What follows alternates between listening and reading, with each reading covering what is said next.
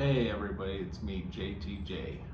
Also, I apologize, I'm kind of using the film set for Randy for my review because, well, my usual space is a little crowded, so I hope you guys don't mind. But anyway, today I'm here with another King of the Hill review. Today I'll be reviewing the episode West East Side Story, the episode where you first see the infamous Khan Sufanusen phone. I hope I pronounced his name right. Anyway, today I'm gonna mention why it's been a while since I did a King of the Hill episode review. Well, at first, I was kind of sad about the whole Johnny Hardwick situation.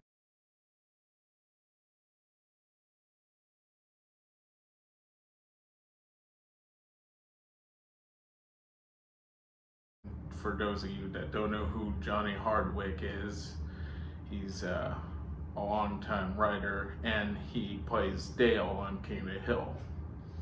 But yeah, most of you probably knew that by now about the whole Johnny Hardwick situation, but for those of you that didn't, I thought I would explain. Also, I got a little wrapped up with my movie, which I'm still working on. Anyway, I thought I would start the review off like I usually do by talking about who worked on this episode. I'm going to start with the director, as always, Brian Sherry. I hope I pronounced his name right. Supervising director is Wesley Archer. Creators, as always, is Mike Judge and Craig Daniels. The episode today was written by Jonathan Abail and Glenn Berger.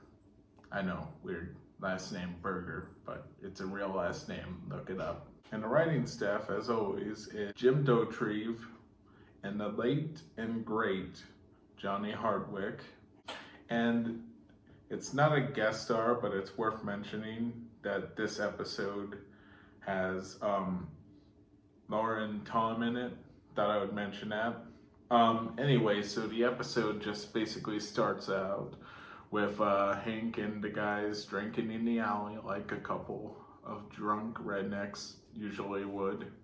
And you see a moving truck approach the new house, and they go over there to say hi to the new neighbors who they think are the new neighbors, but they're just two guys moving stuff for those neighbors.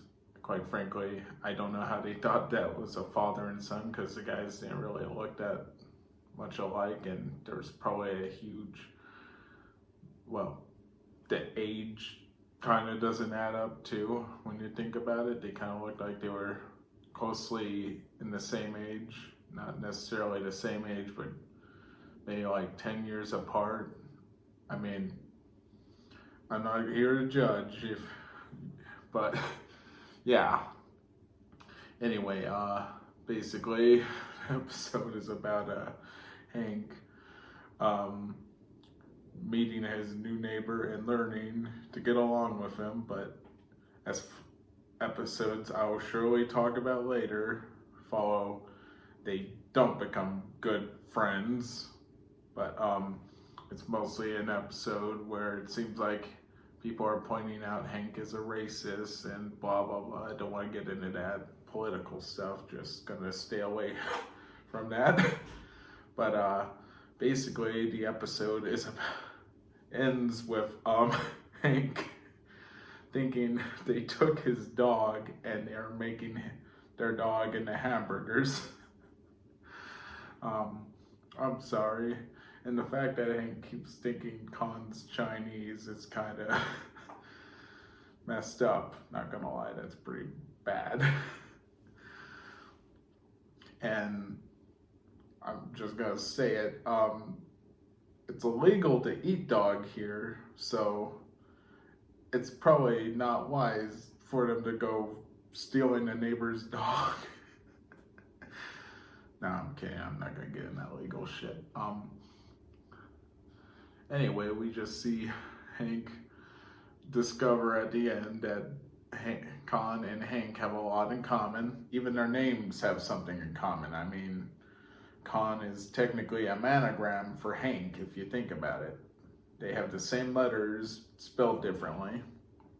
Um, but that is mentioned in a much, much later episode. I'm not going to say which one, but if you're a true fan, you know which one I'm talking about. But yeah, my review for this episode, I'm going to have to give it a 3.5. I think that's what I'm going to give it. 3.5 because you know, it has one of my favorite characters introduced. It's a favorite of mine. Well, it's not my favorite. One day I'm going to talk about my top 10 favorites. But for now, yeah, I rate it a 3.5. And sorry I've been taking so long to get to you guys with reviews and all that. I guess I've been a little preoccupied, not gonna say with what, private reasons, but yeah, I'm gonna try my best to keep doing more reviews, and I'm not gonna put it off any longer. I feel I should stop using the movie as an excuse, so that's what I will do. But till next time, stay tight.